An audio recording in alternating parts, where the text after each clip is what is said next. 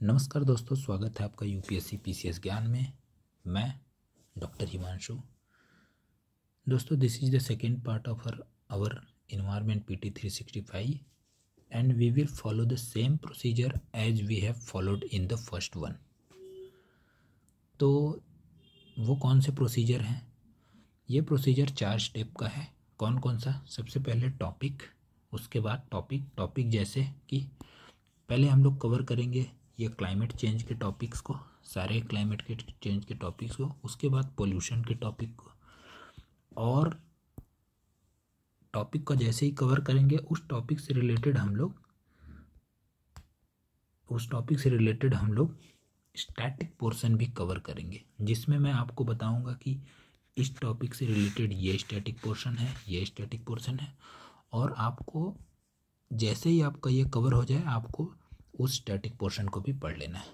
और at the and हम लोग जाएंगे इसके PYQ पर, जिसमें हम लोग हर एक टॉपिक वाइज PYQ जो अभी तक यूपीएससी ने पूछे हैं उसको कवर करेंगे 1 by 1 करके।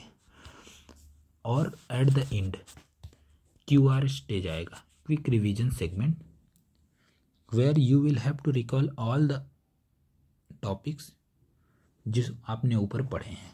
जैसे कि मैंने आपको बताया कि पंचामृत प्लेज क्या है, तो आप रिकॉल करेंगे और समझेंगे। और आपको ये अगर PYQ के साथ मैंने रखा है, इसका मीनिंग ये है कि यूपीएससी ऐसे रिलेटेड क्वेश्चन फिर से पूछ सकती है। तो दोस्तों चलिए हम स्टार्ट करते हैं आज के अपने पहले टॉपिक के साथ, जिस टॉपिक का नाम है कि NDC। टॉपिक का नाम है NDC, नेशनली डिटरमाइंड कंट्रीब्यूशन, और यूपीएससी ने इसके ऊपर PYQ भी पूछा है। देखिए मैंने यहाँ पे लिखा है। तो NDC क्या है कि यहाँ पे इन्होंने लिखा है कि each party to the Paris agreement is required to establish an NDC and update it every 5 year. पर ये बहुत ही नैरो और नॉन कंटेक्चुअल डेफिनेशन है। मैं आपको एक्चुअल डेफिनेशन क्या बताता हूँ इसको, कि NDC is the commitment of the countries make to reduce their green house gas emission as a part of their climate change. ठीक है, क्लाइमेट चेंज मिटिगेशन का एक पार्ट है ये, जिसमें जो कंट्रीज रहती हैं कमिटमेंट करती हैं कि वो अपना ग्रीन हाउस गैस का जो इमिशन वो रिड्यूस करेंगे बाय नेसेसरी पॉलिसीज़ और मेजर्स से। ये ऐसा क्यों करते हैं? क्योंकि हमको अचीव करना है अपना global target set out during the Paris agreement. तो यही बोलते हैं कि पेरिस एग्रीमेंट का जो अपने टारगेट को पूरा करने के लिए कंट्रीज कमिटमेंट करती हैं कि वो ग्रीन हाउस गैस को इमिशन को कैसे, कौन से प्रोसेस और कौन से अपने मेजर से रिड्यूस करेंगे। तो इसके बारे में इतना ही जानना इम्पोर्टेंट है, बाकी इसमें जानने की कुछ ज़रूरत है नहीं। ये जो पार्ट है बिल्कुल काम का नहीं है कि इंडिया ने क्या क्या टारगेट रखे हैं NDC से, क्योंकि NDC का टारगेट हमारे लिए इम्पोर्टेंट नहीं है। एक्चुअल टारगेट जो है वो हमारा टारगेट है जो हमने COP26 में ग्लासगो में हमने समिट में जो टारगेट रखा था, जिसका नाम है पंचामृत। तो ये याद करना इम्पोर्टेंट है। तो जैसे ही हम लोग ये करेंगे तो पहले आ जाएंगे पंचामृत प्लेज क्या है। पंचामृत प्लेज जो है ग्लासगो 26 के ग्लासगो समिट में अपने ऑनरेबल प्राइम मिनिस्टर जी ने इसको दिया था, जिसमें हम लोगों ने क्या बोलेंगे 500 gigawatt non fossil fuel capacity 2030 तक कंप्लीट करेंगे। 50% ऑफ हीट एनर्जी रिक्वायरमेंट, हमारा जो टोटल 50% एनर्जी रिक्वायरमेंट है रीन्यूएबल एनर्जी से करेंगे 2030 तक। Reduction of the total projected carbon emission by 1 billion tonne कब 2030 तक, और reduction of the carbon intensity of the economy by 45% by 2030 तक, जो कि 2005 के लेवल तक होगा। और लास्ट ये है कि नेट जीरो इमिशन हमारा कब रहेगा 2070 तक। ये हो गया पूरा। इसी के साथ 2 चीज़ें इसमें आपको कवर कर लेने चाहिए कि लाइफस्टाइल यहाँ पे दिया हुआ है, जो लाइफस्टाइल फॉर एनवायरनमेंट ये इनिशिएटिव है, इसको भी 26 में COP26 के टाइम भी मोदी जी ने इसको लॉन्च किया था।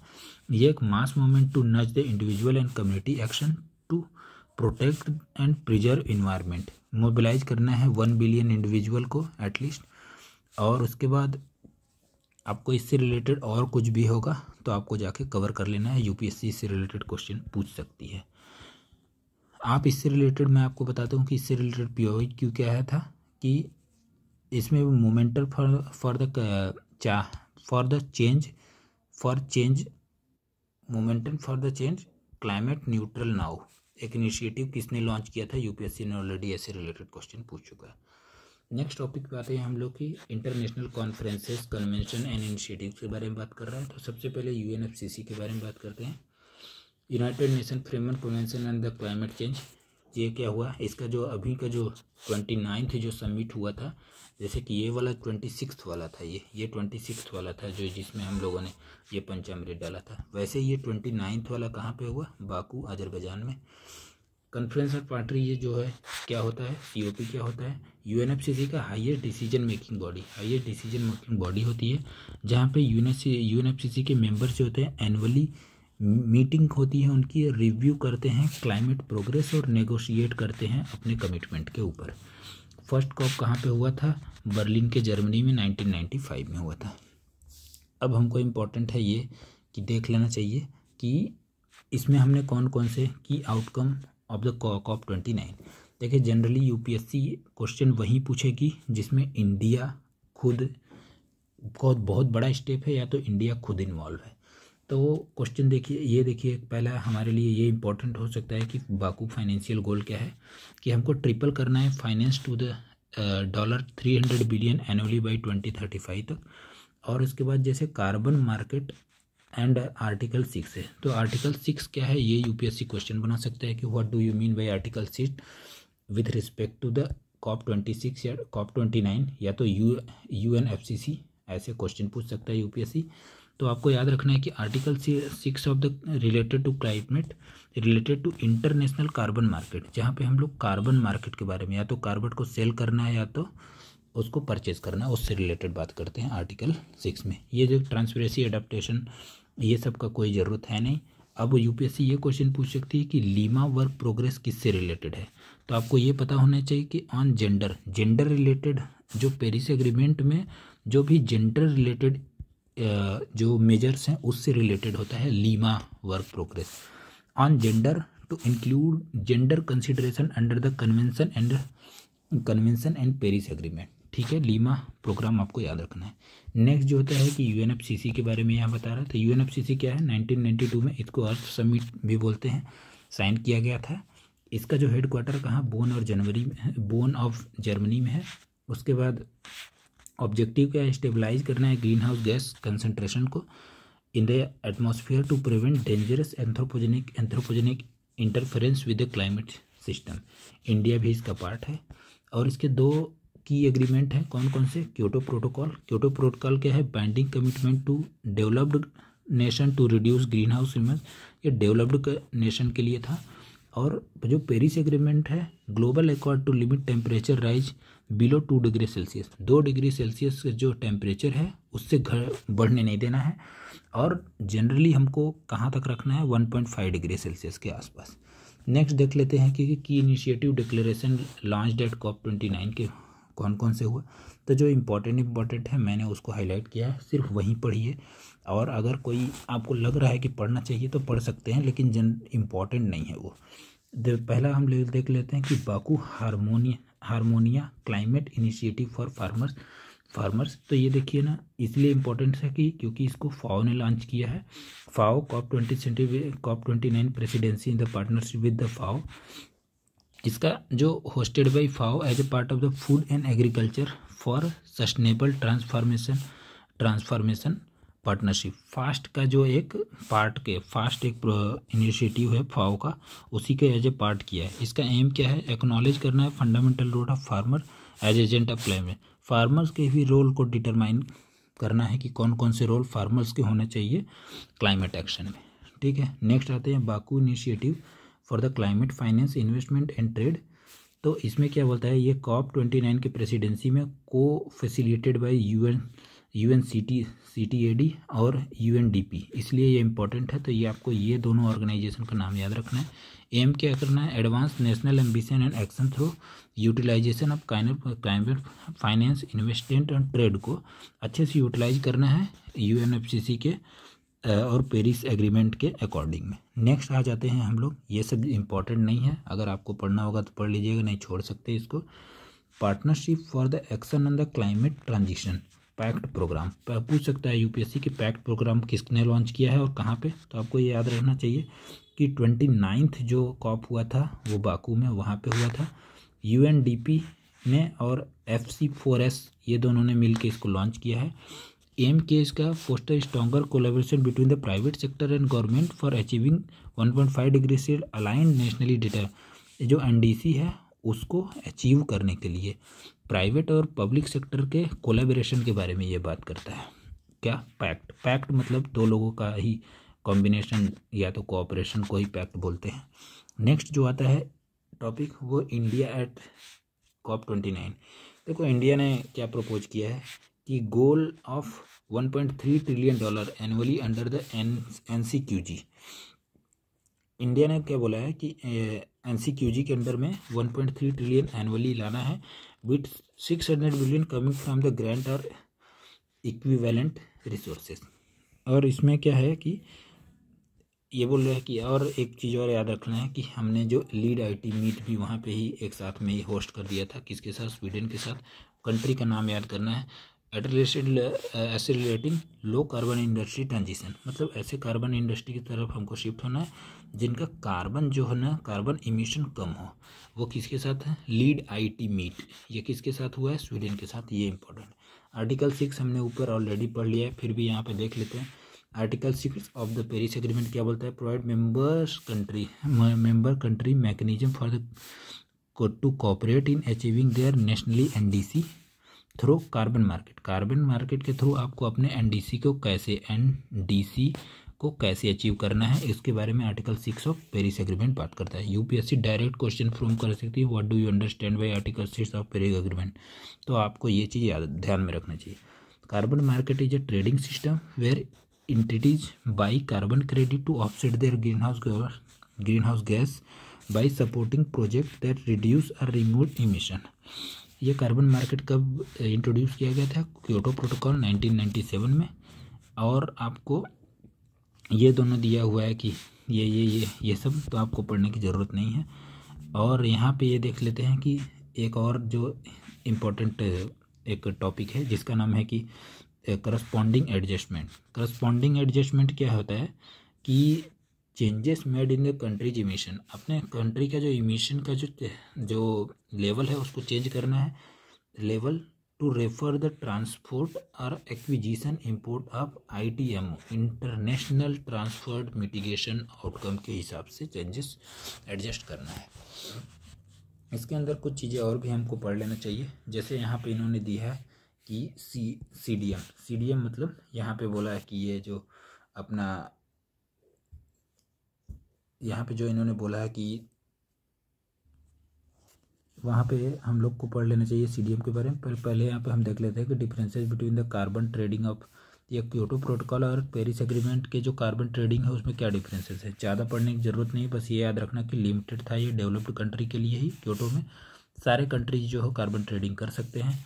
मार्केट स्कोप, इसमें क्या था ना कि जो क्योटो प्रोटोकॉल था वहाँ पे जो डेवलप्ड कंट्री थे वो लोग ज़्यादा इमिशन करते थे, तो उनको ऐसा बोला गया था कि आप इसके बदले में जो डेवलपिंग कंट्री हैं वो लोग कम कर रहे हैं तो आप इनके बदले में इनको सपोर्ट करो, पैसे वगैरह दो, ताकि ये लोग इमिशन और नए नए टेक्नोलॉजी से इमिशन जो है वो कम कर सके अपने यहाँ से भी। यहीं को बोलता है। तो इसी में इनका एक प्रोसीजर था कि CDM जो था ऊपर जो मैंने बताया कि क्लीन डेवलपमेंट मैकेनिज्म, जो इनका मार्केट स्केप था 2 टाइप के थे। क्या? CDM क्लीन डेवलपमेंट मैकेनिज्म और ज्वाइंट इम्प्लीमेंटेशन।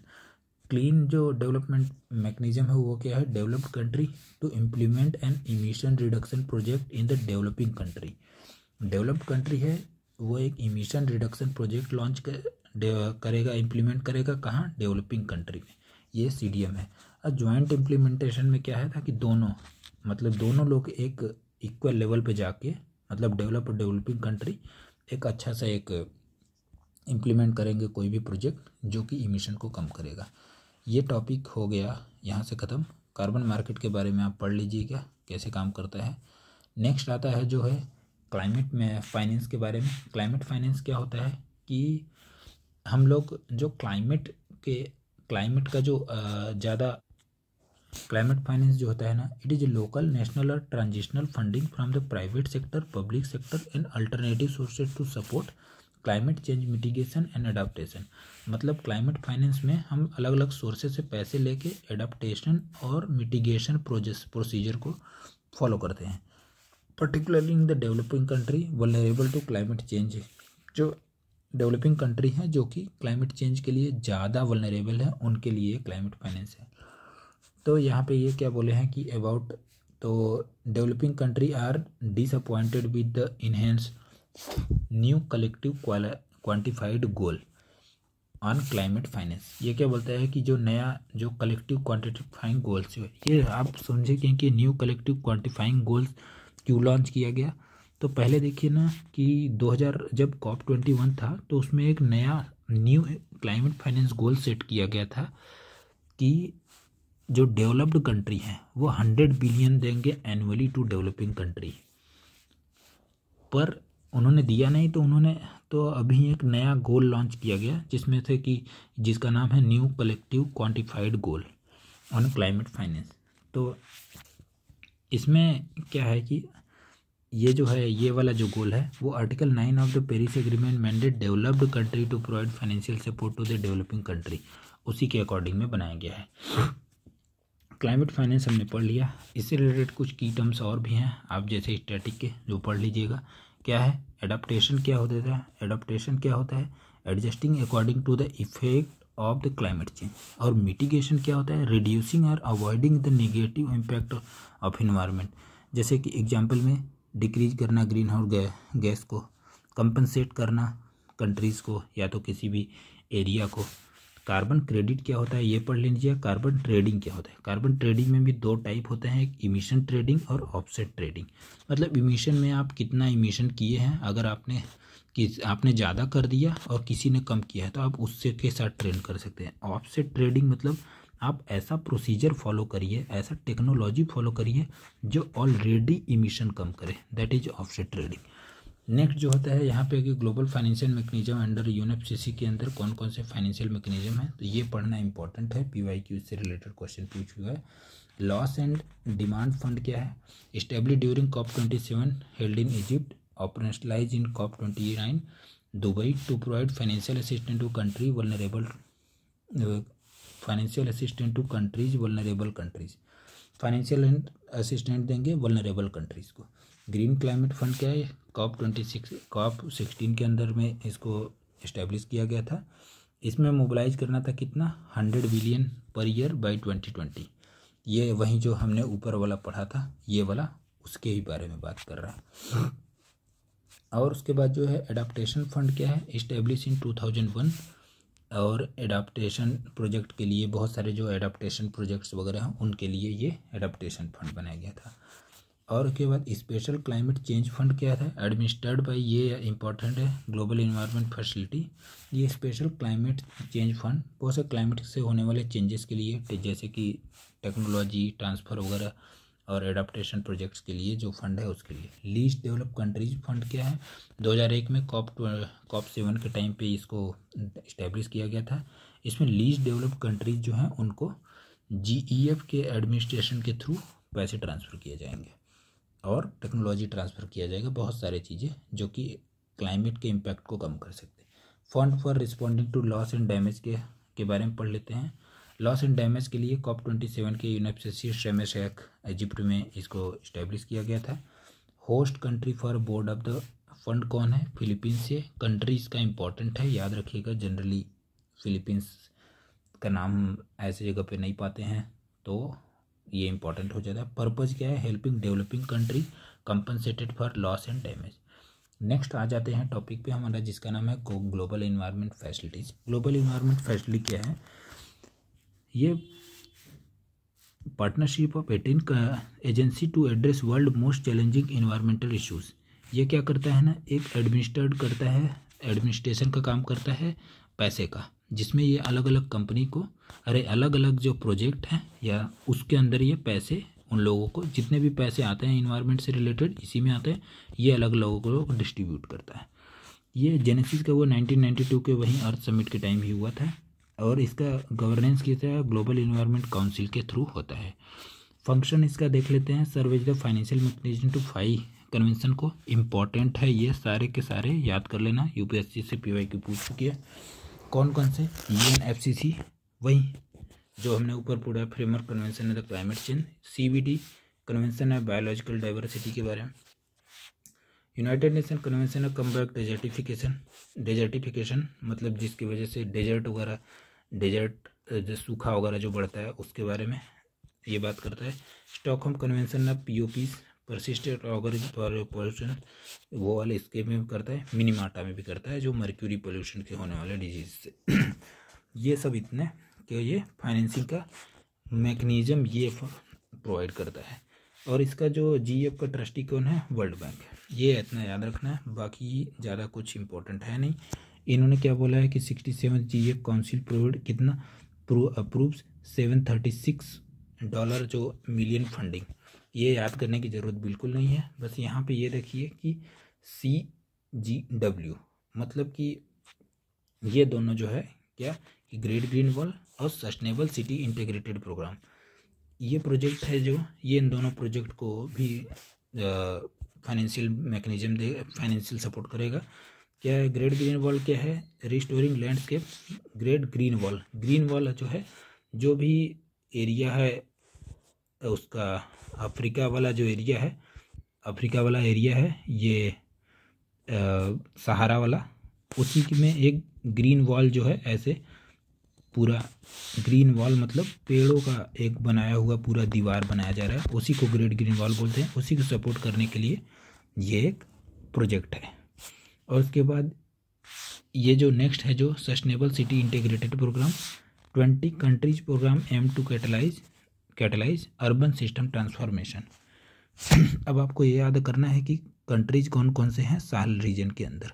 ये साहिल रीजन के अंदर कौन कौन से कंट्रीज हैं उसके बारे में आपको पता करना है। ये दीज प्रोजेक्ट कौन हम इम्प्लीमेंट कर रहा है, यूनाइटेड नेशन डेवलपमेंट प्रोग्राम। हमने जीएफ के बारे में पढ़ लिया। आगे हम लोग आते हैं कि प्लैनेट गोल्ड जो इनिशिएटिव किससे है। प्लैनेट गोल्ड इनिशिएटिव से क्या समझते हैं आप, यूपीएससी पूछ सकता है। तो अब इसका मीनिंग है कि aim to reduce mercury use in artisanal and small scale gold mining. PYQ इससे रिलेटेड पूछ चुका है, एकदम डायरेक्ट क्वेश्चन भी सेम का सेम पूछा था। कैसे कि गोल्ड माइनिंग से क्या मर्क्यूरी पोल्यूशन होता है क्या, ऐसे डायरेक्ट पहला स्टेटमेंट ही था, एक स्टेटमेंट ही, तो आपको इसको ध्यान में रखना चाहिए। नेक्स्ट आ जाते हैं अंटार्कटिक ट्रीटी पे। अंटार्कटिक ट्रीटी क्या है, साइन इन वाशिंगटन कब, 1959 में। 12 कंट्रीज़ हैं, आपको ये याद करना है कि 12 कंट्रीज़ कौन कौन से हैं, क्योंकि यूपीएससी ऑलरेडी एक बार पीवाईक्यू 2016 में आर्कटिक ट्रीटी के बारे में, आर्कटिक काउंसिल के बारे में पूछ लिया था और उसके कंट्रीज़ के नाम दी हुई थी। आगे मैंने ये लिस्ट किया हुआ है, आपको पीवाईक्यू में आगे दिख जाएगा। और इसके बाद इंडिया इज, इसके देखिए ना 59 out of 29 are the consultative party है, मतलब सिर्फ कंसल्ट किया जाता है उनको, पार्टिसिपेट इन डिसीजन मेकिंग में, they are not the signatory. तो इंडिया क्या है ना, एक कंसल्टेटिव पार्टी है सिंस 1983 से। और ये देखिए इसका मेन पर्पज़ क्या है, पीसफुल पर्पज़ ओनली। इसको अंटार्कटिका को यूज करना चाहिए सिर्फ पीसफुल पर्पज़ के लिए, बाकी सारे सस्टेनेबल प्रैक्टिसेस की ही बात कर रहा है। जो convention on conservation of Antarctica marine resource, ये याद रखिएगा, बस ऐसा पढ़ लीजिए कि ये याद रहे। 1982 में ये रेटिफाई किया है इंडिया, इसलिए इम्पोर्टेंट हो जाता है। मैड्रिड प्रोटोकॉल याद करके रखना, इंडिया ने साइन किया है पर रेटिफाई नहीं किया है। तो ये क्वेश्चन दोनों बना के पूछ सकता है कि दोनों ने रेटिफाई किया है, दोनों में साइन किया है, या तो इसमें ऊपर नीचे कर सकता है इसके पॉइंट को और पूछ सकता है। इंडिया के यहाँ पे 3 जो है कि रिसर्च स्टेशन है, जिसमें से कि 2 ही ऑपरेशनल है अभी, मैत्री और भारती। MB याद रखिएगा, MB। और दक्षिण गंगोत्री जो है वो अभी वो स्टेशन ऑपरेशनल नहीं है। नेक्स्ट आते हैं टॉपिक है, छोटे छोटे टॉपिक हैं, जैसे climate change center and network CTCN के बारे में। ये क्या है, CTCN के the implementational arm of the technology mechanism of the United Nation framework. UNFCCC का ये टेक्नोलॉजिकल मैकेनिज्म को इम्प्लीमेंट करने वाला आर्म है, बस ये याद रखने का। होस्टेड बाई कौन, UN एनवायरनमेंट प्लान, UNEP करता है इसको। और इसके बाद प्रमोट क्या करता है, इन्वायरमेंटली साउंड टेक्नोलॉजी क्लाइमेट से रिलेटेड। नेक्स्ट टॉपिक पे आते हैं कि क्लाइमेट प्रॉमिस इनिशिएटिव किसने लॉन्च किया है, इंपॉर्टेंट है, यूएनडीपी ने लॉन्च किया है। क्लाइमेट, इसका एम क्या है, initiative to support developing country to their climate action. Next जो आता है ग्रीनिंग एजुकेशन पार्टनरशिप किसने लॉन्च किया, ये इंपॉर्टेंट है, ऑर्गेनाइजेशन का नाम, जिसका नाम है यूनेस्को। तो ये क्या बोलते हैं, ग्रीन करिकुलम गाइडेंस, और इसके मतलब जो इसके न्यू टूल्स हैं, ग्रीन करिकुलम गाइडेंस मतलब करिकुलम जो होता है ना लोगों का पढ़ने का, जो अलग अलग उसमें सिलेबस में, उसमें एक ग्रीन करिकुलम गाइडेंस होना चाहिए। और उसके बाद ग्रीन स्कूल क्वालिटी स्टैंडर्ड्स, ये दोनों का, ये इसमें क्या होता है, tackling the climate crisis by harnessing the critical role of education. Education के रोल से हम लोग क्लाइमेट क्राइसिस को रिड्यूस कर सकते हैं। उसके बाद climate policy initiative CPID an independent non profit organization with deep expertise in finance and the policy. बस इसके बारे में ज़्यादा कुछ पढ़ने का है नहीं, ये ऐसे ही है बस। नेक्स्ट जो होते हैं science based target initiative, SBTI क्या है, SBTI जो corporate climate action organization that enable companies and financial institution world wide to combat climate crisis. मतलब ये एक कॉरपोरेट क्लाइमेट एक्शन ऑर्गेनाइजेशन है जो कि कंपनी और फाइनेंशियल इंस्टीट्यूशन को बताता है कि कैसे क्लाइमेट क्राइसिस को कम्बैट करना है।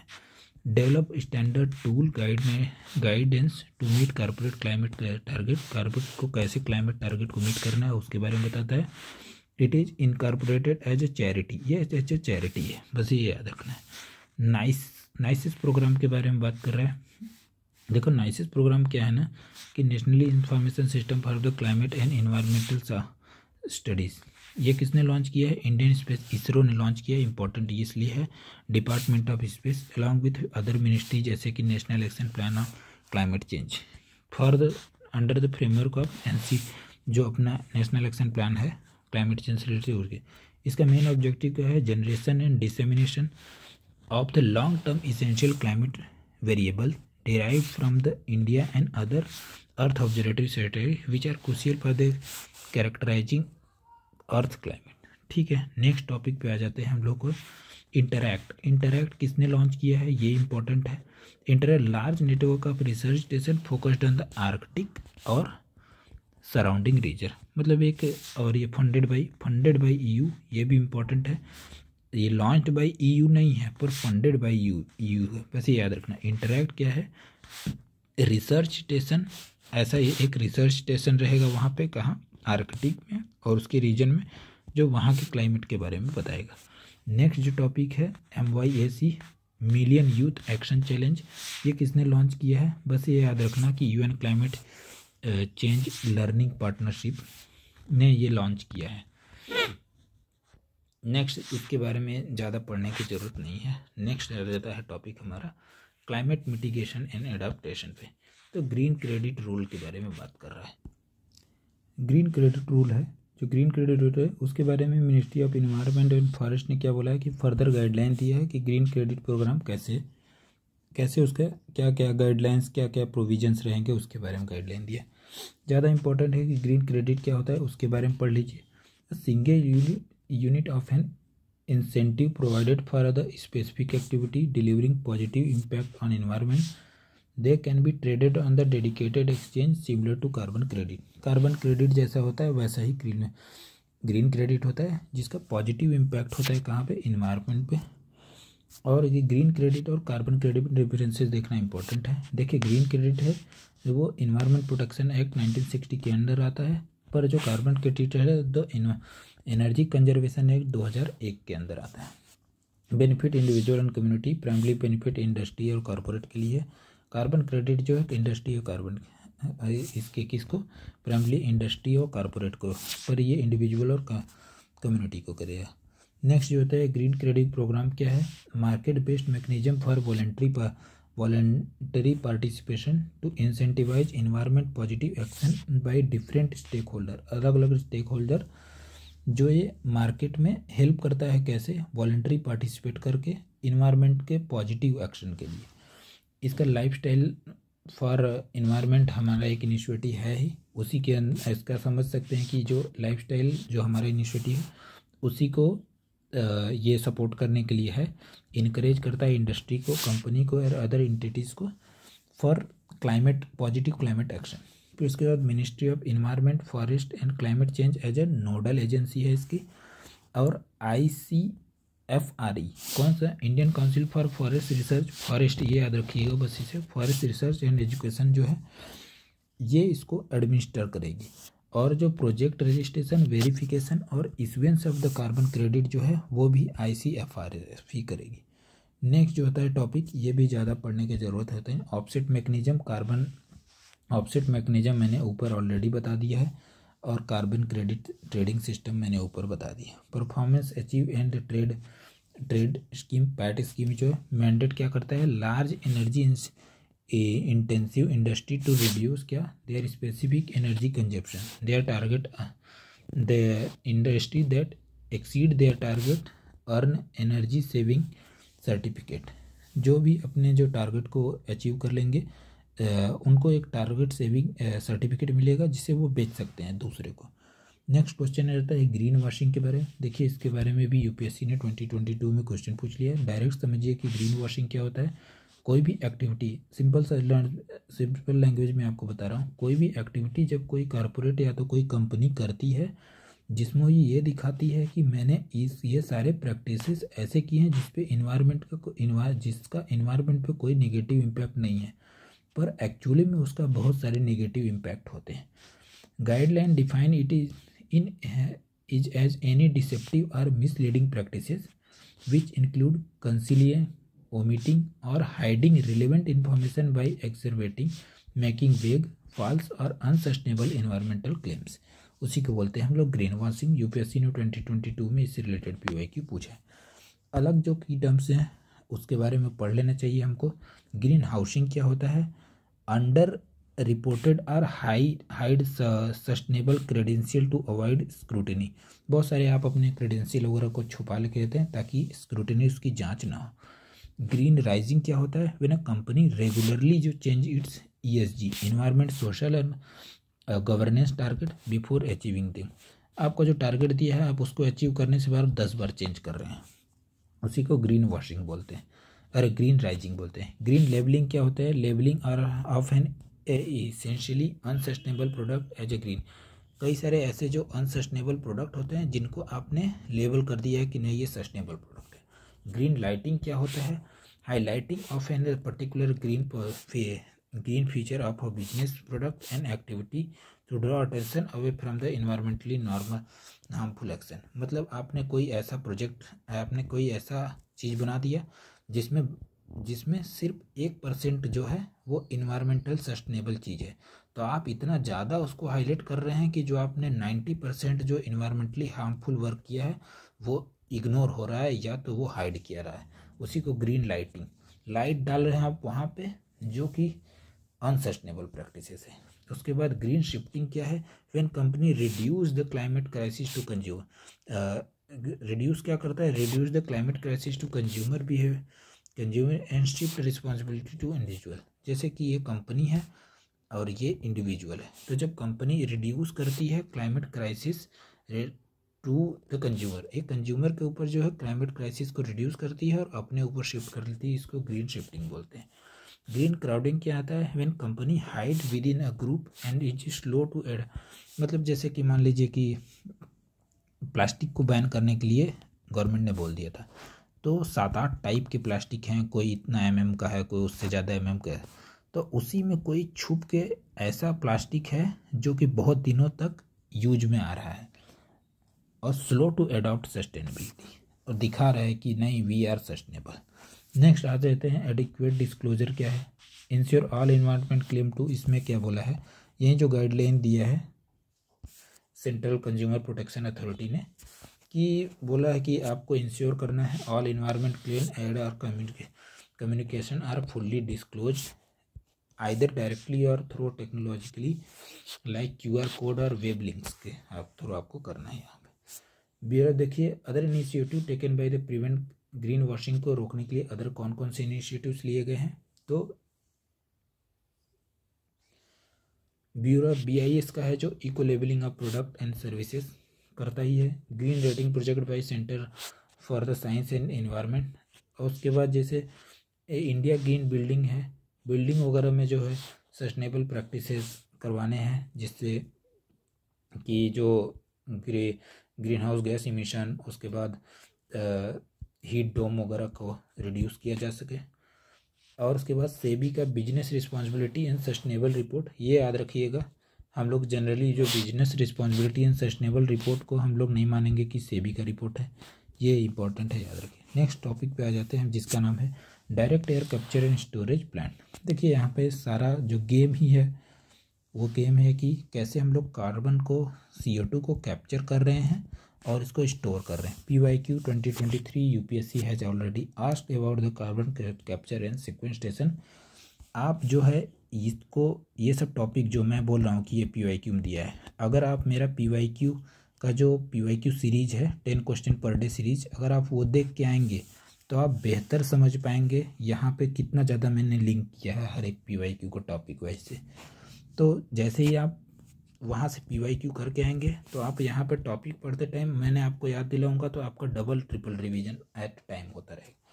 सो please go and see the channel का जो एक चैनल का लिस्ट है, उसमें आपको जाना है और चेक करना है कि उसमें मैंने लिखा है पावरफुल PYQ नाम का एक सीरीज़ है।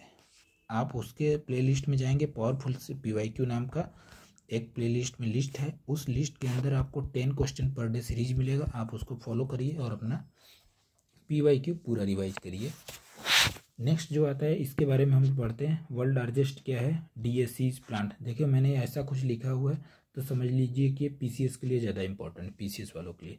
वर्ल्ड लार्जेस्ट DAC मतलब direct air capture and storage जो है plant, mammoth, started operation in कहाँ पे, आइलैंड्स।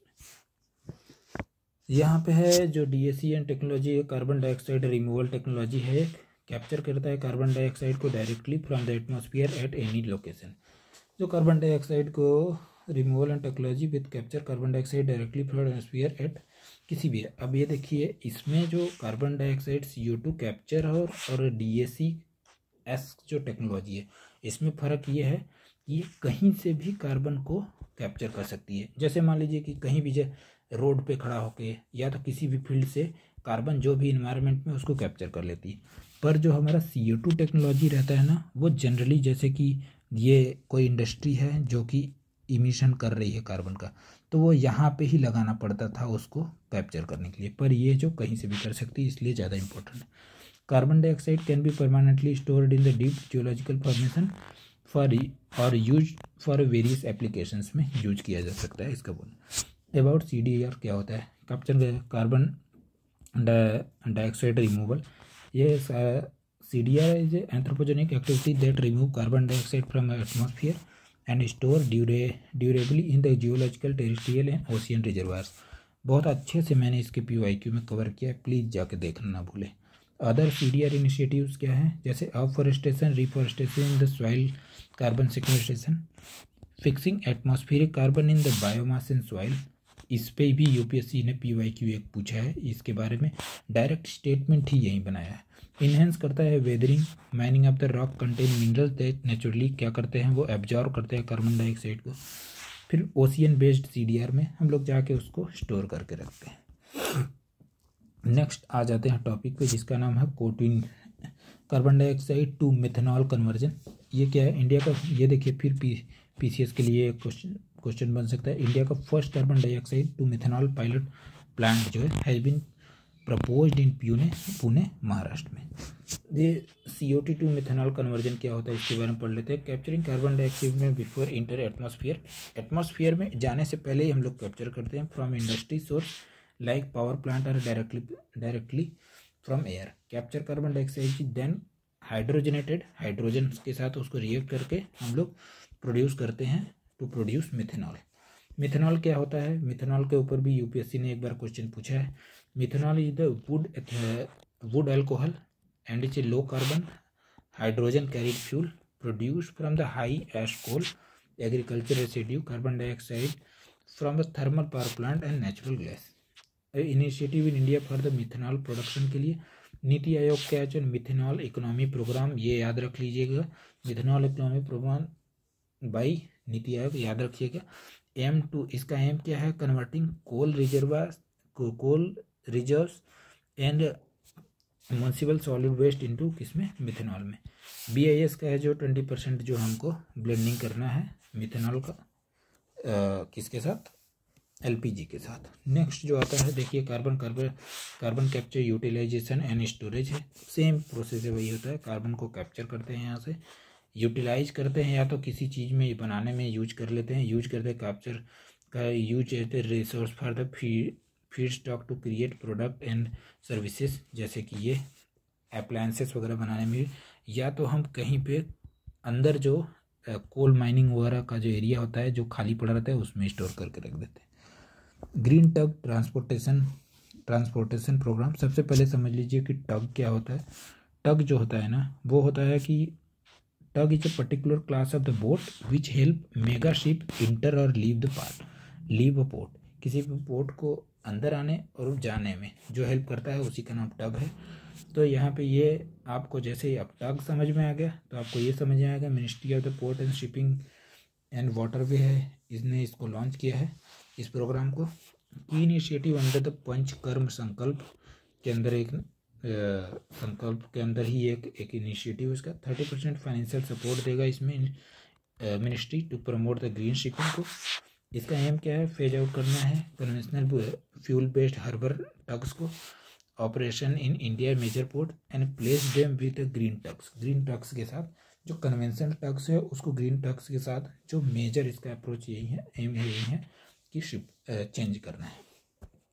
अब ये देखिए जो ट्रांसपोर्टेशन सेक्टर है 13.5% का जो टोटल जो इमिशन करती है, जिसमें से कि 85% जो होता है ना टोटल ट्रांसपोर्ट सेक्टर से होता है, और नहीं road transport sector 85% of the carbon emission करती है, और सिर्फ ओनली 1% बाई द ये शिपिंग। और सबसे अच्छी बात ये भी है कि अबाउट 90% जो इंडिया का जो बाई वॉल्यूम ट्रेड होता है वो शिप से होता है थ्रू ओशियन। तो हमारे लिए बहुत अच्छा रहेगा, ग्रीन हाउस का जो गैस का जो इमिशन है वो रिड्यूस होगा अगर हम लोग शिफ्ट करें अपने इकोनॉमी को फ्रॉम रोड टू वाटरवेज। ठीक है, नेक्स्ट आते हैं ग्रीन वॉयस जो 2050 तक हमारा ये प्रोग्राम है, सागरमाला प्रोग्राम पता ही है। Port lead development emphasis on the green port, maritime India vision कब है 2030 तक है, ग्रीन शिपिंग वगैरह 2030 तक हमारा अचीव करने का। कार्बन फार्मिंग जो है उसके बारे में पढ़ते हैं। It is regenerative practice to improve agriculture, restore का इकोसिस्टम, कम्बैट क्या climate change by the storing carbon, reducing emission. Regenerative farming का ही एक ये वो है पार्ट है जिसमें से कि हम लोग कार्बन का जो अलग अलग तरीके से कार्बन को स्टोर करते हैं। कार्बन क्रेडिट का बस इतना ही याद कर लीजिए, कार्बन फार्मिंग क्या होता है उतना एनफ है। उसके बाद कार्बन क्रेडिट ट्रेडिंग स्कीम जो है इंडिया ने लॉन्च किया है, मिनिस्ट्री ऑफ पावर ने लॉन्च किया है, ये याद रखना है। National mission for sustainable agriculture, ये हमको पता है, ये बहुत पुराना ये स्कीम है। कार्बन बॉर्डर एडजस्टमेंट मैकेनिज्म किसने किया है, CABM क्या है, जिसमें कि यूरोपियन यूनियन ने लॉन्च किया, बहुत ही इंपॉर्टेंट है ये, पिछले 2 साल से न्यूज में है। Policy to impose a carbon tax, इस पे इम्पोर्ट ऑफ द सर्टेन, जैसे कोई भी ये EU के मार्केट है, अगर आप बाहर से कुछ लेके आए तो उसके ऊपर कार्बन टैक्स लगेगा, इस अकॉर्डिंग कि इसने कितना कार्बन को यूज किया है इन्वायरमेंट से, या तो कितना ज़्यादा इसने कार्बन इमिट किया है उसके हिसाब से। तो carbon tax import on the certain products from the country with the less stringent climate policy, जिसका क्लाइमेट पॉलिसी सही नहीं है, तो जैसे कहीं का क्लाइमेट पॉलिसी ज़्यादा बहुत ख़राब है तो यहाँ वाले खूब ज़्यादा इन्वायरमेंट को एक्सप्लॉइट करके कुछ प्रोडक्ट बनाएंगे, तो जब वो मार्केट में लेके जाएंगे EU के, तो वो लोग उसके ऊपर कार्बन ये चार्ज लगाएंगे CABM के through, carbon border adjustment mechanism. Next चलते हैं, बस इतना ही याद करना है, ज़्यादा इनका यही नेट जीरो का टारगेट वगैरह अचीव करने के लिए है कि ये लोग करेंगे 40% बाई 2030। हमने ऊपर फर्स्ट वीडियो में ये पढ़ा हुआ है ऑलरेडी। नेक्स्ट जो होता है किलिंग कर्व क्या होता है, it is a record of atmosphere, carbon dioxide जो होता है एटमॉस्फेयर का वो रिकॉर्ड करने का जो एक प्रोसेस है, कहाँ पे, मौना लोआ में करता है ये। मौना लोआ कहाँ है, हवाई में है, US के हवाई में, उसी को बोलते हैं हम लोग किलिंग कर्व। आपको और इसके साथ क्या क्या रिवाइज करना चाहिए, हवाईयन में मौना लोआ, मौना किया, जितने भी वॉल्केनोज हैं उनको क्रोनोलॉजिकली या तो आप north to south, south to north वगैरह याद कर लीजिए, क्वेश्चन पूछ सकते हैं। ग्रीनियम क्या है? देखिए प्रीमियम का ही एक ये वर्ड है ग्रीनियम, जिसमें refer to the pricing benefit based on the logic that investor are willing to pay extra और accept lower yield in exchange of the sustainable impact. आप अगर कोई सस्टेनेबल इम्पैक्ट डाल रहे हैं तो जो इन्वेस्टर है अगर उसको आप वो एक्स्ट्रा पे करने के लिए और लोअर बेनिफिट के लिए भी तैयार है, उसी को बोलते हैं ग्रीनियम। मतलब आप किसी को इंश्योरेंस प्रीमियम दे रहे हैं पर वो कम भी है और वो आपको ज़्यादा भी देने के लिए तैयार है, तो उसी केस में देगा जब वो सस्टेनेबल इम्पैक्ट उसको दिखेगा तब। यूएनडीपी के according to UNDP it is the additional cost of choosing clean technology choose करने के लिए over that emit more greenhouse gases. ठीक है। टील कार्बन क्या होता है, ये क्या बोल रहा है? टील कार्बन इंडिया का फर्स्ट जो टील कार्बन जो स्टडी अंडरटेकन, ये भी देखिए अपने पीसीएस का ही और क्वेश्चन है, इसमें भी पूछ सकता है। कहाँ पे? केवलादेव नेशनल पार्क कहाँ पे है? राजस्थान में। इंडिया का पहला जो है टील कार्बन स्टडी अंडरटेकन कहाँ पे? यहाँ पे हुआ। टील कार्बन क्या होता है? Refers to the carbon stored in the non tidal. देखिए टील कार्बन को सबसे आसान भाषा में ये समझ सकते हैं कि non tidal fresh water wetland, जैसे कोई भी ऐसा वेटलैंड जहाँ टाइड्स का कोई इम्पैक्ट नहीं है, मतलब समंदर के किनारे नहीं है पर वो फ्रेश वाटर का है, तो वहाँ पे कौन कौन से जो कार्बन सिक्वेस्टर्ड जो कार्बन है जिसमें वेजिटेशन में माइक्रोबियल मासेस में डिजॉल्व हैं, उनको है हम बोलते हैं क्या? Teal carbon. Teal carbon. Next जो होता है और भी पर्पल कार्बन के बारे में पढ़ लीजिए। Carbon capture through the air और इंडस्ट्रियल इमिशन। इंडस्ट्रीज हैं कार्बन रिमूव कर रहे हैं, हम लोग इनसे कैप्चर कर लें, इसको बोलते हैं carbon. Grey carbon, carbon release through the, अब ग्रे कार्बन कौन सा है? इंडस्ट्री है, इनसे कार्बन जो रिलीज हो रहे हैं उसको हम लोग बोलते हैं ग्रे कार्बन, पर जो कैप्चर कर लेते हैं उसको हम लोग बोलते हैं purple gas. Green carbon stored in the terrestrial plants हैं, प्लांट्स के जो अंदर जो प्लांट्स ने जो स्टोर करके रखा है कार्बन, उनको बोलते हैं हम लोग ग्रीन कार्बन। ब्लैक कार्बन क्या होते हैं? Release burning of the fossil fuel. अब जो कोल वगैरह हैं, कोल वगैरह के जो बर्निंग से जो निकलता है, या तो टीपीपी थर्मल पावर प्लांट जो होते हैं उनके जो उससे निकलता है उसको बोलते हैं हम लोग क्या? Black carbon. रेड कार्बन जो carbon release to biological particle on the snow और आइस। ऐसे कार्बन जो कि बायोलॉजिकल पार्टिकल की वजह से स्नो, जैसे ये पूरा स्नो है उसके ऊपर जम जाता है तो उसका एल्बिडो कम करता है। एल्बिडो क्या होता है? एल्बिडो मतलब ये होता है कि किसी भी पार्टिकल का चमकना कितना है, मतलब कोई भी particle how much part of the sun rays can back to atmosphere again. जैसे मान लो कि ऊपर से सन जो आया 10 आया और यहाँ पे ये जो अगर इसका एल्बिडो अगर 5 है तो ये 5 कर देगा, लेकिन अगर एल्बिडो इसका कम हो गया तो ये और भी कम करेगा, तो मतलब ये यहाँ पे जो सन की एनर्जी है या तो हीट है जो एब्जॉर्व कर रहा है, तो जितना ज़्यादा एब्जॉर्व करता है उतना ज़्यादा हीट बढ़ता है, और हीट बढ़ने से जो आइस वगैरह है वो फास्ट जो है पिघलता है। इसलिए जो एल्बिडो होता है वो बोलता है कि रिड्यूस नहीं होना चाहिए, एल्बिडो ज़्यादा होना चाहिए, मतलब ज़्यादा चमकदार होना चाहिए। नेक्स्ट जो होता है टॉपिक वाटर क्रेडिट के बारे में बात करते हैं। मार्केट बेस्ड मैकेनिज्म होता है which incentivise water conservation and the quality improvement के लिए बात करता है। Individual and entities can earn tradeable credit by, बस ये जो क्रेडिट की बात ही आ गई है तो आप अपना वाटर क्रेडिट बेच सकते हैं। मान लीजिए कि एक बकेट पानी है, एक बकेट ये है, मैंने अपने बकेट में 5 लीटर पानी में से सिर्फ 3 लीटर ही यूज किया, इसने 5 लीटर के पानी को यूज भी कर लिया और इसको 2 लीटर पानी और चाहिए, तो मैं अपना 2 लीटर बेच दूंगा इसको, that is called water credit. Next जो आता है बायोडाइवर्सिटी क्रेडिट के बारे में। Economic instrument that allow private companies to finance activities such as a forest conservation and restoration. Biodiversity credit, वही सेम क्रेडिट वाली बात आ गई। ग्लेशियल जियो इंजीनियरिंग क्या है? Deliberate modification of the climate system around कहाँ? Glacier to slow the melt of the ice shelf and the reduce sea level rise. अब ये देखिए क्या करते हैं ना कि जैसे ये स्नो है तो ऐसा जियो इंजीनियरिंग मतलब कि इंजीनियरिंग की हेल्प से हम लोग ऐसा करेंगे कि ये जो इसका मेल्टिंग जो फास्ट मेल्ट हो रहा है ये स्लो मेल्ट होने लगेगा। तो जो रिड्यूस कर देंगे हम क्या, जो सी लेवल राइज हो रहा है उसको कम कर देंगे। नेक्स्ट टॉपिक आ जाता है ऑर्गेनाइजेशन इन न्यूज़ पे के बारे में। ऑर्गेनाइजेशन इन न्यूज़ के बारे में हम लोग पढ़ेंगे। यूनाइटेड नेशन इन्वायरमेंट प्रोग्राम क्या है, इसके ये हेडक्वार्टर इसका नैरोबी केन्या में है। An international environmental authority engage in establishing a global environment agenda promoting efficient implementation of the sustainable development programme.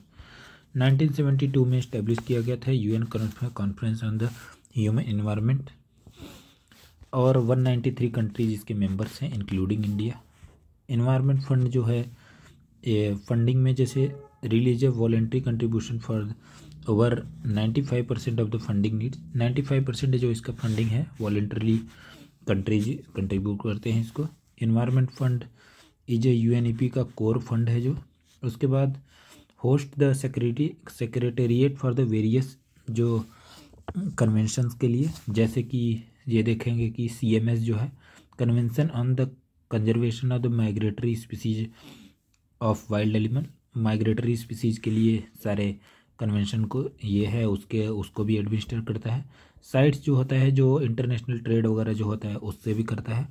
Vienna convention जो कि ओजोन लेयर को प्रोटेक्ट करने वाला है उससे भी। बासेल कन्वेंशन जो transboundary movement of hazardous waste and their disposal का उसको भी करता है। रॉटरडैम कन्वेंशन जो होता है कि prior informed consent procedure for the certain hazardous chemical and pesticide in the international trade. बहुत सारे जैसे कि आप किसी भी कंट्री में शिफ्ट कर रहे हैं किसी भी चीज़ को, तो आपको जो हजार्डस है केमिकल वगैरह तो आपको पहले ही उस कंट्री को इन्फॉर्म करना पड़ेगा। वही है कि प्रायर इन्फॉर्म कंसेंट, आपको इन्फॉर्म करके कंसेंट लेना पड़ेगा। स्टॉकहोम कन्वेंशन क्या है, POPs के बारे में, परसिस्टेंट ऑर्गेनिक पॉल्यूटेंट्स के बारे में, उसके बारे में। मिनीमाटा कन्वेंशन मर्क्यूरी पोल्यूशन के बारे में है ये। इन सबको ये क्या करता है ना कि सेक्रेटरीट को होस्ट करता है, इन सारे सेक्रेटरीट को ये होस्ट करता है। नेक्स्ट इसके बारे में कुछ रिपोर्ट्स पढ़ लेना। इमिशन गैप्स रिपोर्ट क्या होता है, एडाप्टेशन गैस रिपोर्ट क्या होता है, ये सब पढ़ लीजिएगा ना। बाकी आते हैं नेक्स्ट हम लोग द वर्ल्ड मेट्रोलॉजिकल डिपार्टमेंट पे। इससे रिलेटेड UNEP से रिलेटेड काफ़ी सारे जो PYQs हैं वो हमने आगे कवर किए हैं, वो हम पढ़ेंगे आगे। जो वर्ल्ड मेट्रोलॉजिकल डिपार्टमेंट है देखिए जिनेवा में इसका, स्विट्जरलैंड में। A specialise agency of united nation और UN authority to voice of the state of earth atmosphere के बारे में बताता। उसके बाद its interaction with the ocean and the climate 1950 में बना था। और उसके बाद जो है इसके कुछ रिपोर्ट देख लीजिए। State of the global climate report, warmest year बोला है 2023 को, ये भी देख लीजिएगा। WMO ozone and UV bulletin भी देता है ये WMO है ही तो उसको क्या पढ़ना, याद तो करने की ज़रूरत नहीं है। Air quality and climate bulletin भी यही देता है। नेक्स्ट आ जाते हैं हम लोग international cryosphere climate initiative. Cryosphere वो पार्ट होते हैं जो कई सालों से जो पूरी तरीके से स्नो से ढके हुए उनको बोलते हैं। इसके अंदर भी 2 एंटिटीज़ हैं, पहला जो है कि US में है, दूसरा जो यूरोपियन यूनियन। तो ग्लोबल ऑर्गेनाइजेशन जो है नॉन प्रॉफिट ऑर्गेनाइजेशन US से बेस्ड है ये ग्लोबल ऑर्गेनाइजेशन। और ICC जो है ना international cryosphere climate initiative, Europe का charitable organisation and the Swedish regulation based in the Stockholm Sweden में। फाउंडेड कब हुआ था 2009 में। That impacts the climate change on the cryosphere. Cryosphere पे मतलब कि जो अपना अंटार्कटिका और आर्कटिका वाला रीजन है उसके जो क्लाइमेट का इम्पैक्ट है उसको जो टैकल करता है। नेक्स्ट आ जाते हैं हम लोग, हमारा जो टॉपिक था क्लाइमेट वाला वो हमने सारा टॉपिक ख़त्म कर दिया। अब हम लोग नेक्स्ट टॉपिक पे शिफ्ट होते हैं, पॉल्यूशन। आज हम लोग more than 80% of the PT 365 cover कर लेंगे। बाकी का नेक्स्ट जो थर्ड और लास्ट वीडियो रहेगा उसमें कवर करेंगे। पहला जो टॉपिक है कि air quality management exchange platform जो है, तो इसके बारे में पढ़ते हैं कि ये क्या है। Air quality management exchange platform जो है provide the latest air quality management guideline and tool propose to meet WHO air quality guideline interim targets को अचीव करने के लिए गाइडलाइंस देता है। जो WHO ने एयर क्वालिटी गाइडलाइंस दिया उसी को अचीव करने के लिए ये गाइडलाइंस देता है, मैनेजमेंट गाइडेंस देता है उसके लिए। और ये क्या बोलता है ना कि सीसीएसी कब फाउंड हुआ है, climate and clean air coalition ने इसको लॉन्च किया है। और ये देख लीजिए कि सीसीएसी कब लॉन्च हुआ था, 2012 में, कन्वेंट विद यूएनईपी के साथ है, इसलिए ज़्यादा इंपॉर्टेंट हो जाता है इसको पढ़ना। इंडिया ने ज्वाइन किया था 2019 में।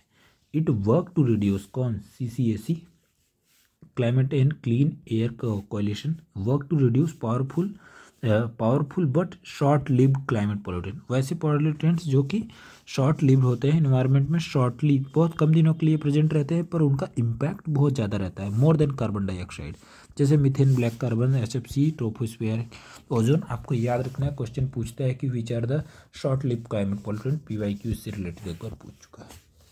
नेक्स्ट जो है WHO का एयर क्वालिटी गाइडलाइन जो है, ये भी देख लीजिए कि evidence based recommendation of the limit value of the specific air pollutants के बारे में, कैसे कम करना है उसको एविडेंस बेस्ड वो बताएगा।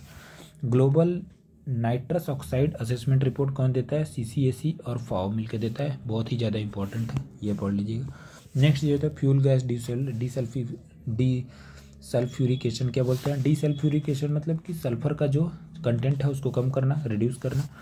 तो fuel gas desulphurisation system can remove over 90% of the, ये एक टेक्नोलॉजी है जो 90% ऑफ जो सल्फर को रिड्यूस कर सकता है from the fuel gas emission, coal fired thermal power plant TPP से ये 90% ऑफ द जो सल्फर जो है उसको कम कर सकता है, यही एक सिस्टम है, एक टेक्नोलॉजी है।